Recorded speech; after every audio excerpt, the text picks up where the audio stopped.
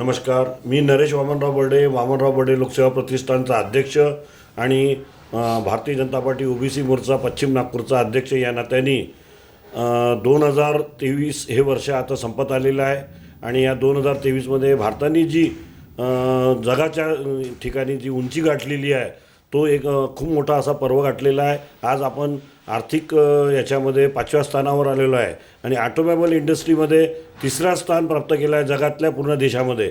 अशा प्रकारची जी भारताला या 2023मध्ये यश मिळालेलं आहे तेच यश कायम ठेवून येणाऱ्या 2024मध्ये असाच भारताची प्रगती हो आणि देशा पूर्ण वसुदैव कुटुंबम म्हणजे पूर्ण जगाला चालवण्यासाठी भारताची शान वाढो अशी मी प्रार्थना करतो आणि पूर्ण देशवासियांना 2024च्या नवीन वर्षाच्या खूप खूप शुभेच्छा देऊन त्यांना निरोगी सुखी समाधानी उत्साही उमंगी राहो अशी प्रार्थना करतो आणि नवीन वर्षाच्या शुभेच्छा देतो। धन्यवाद।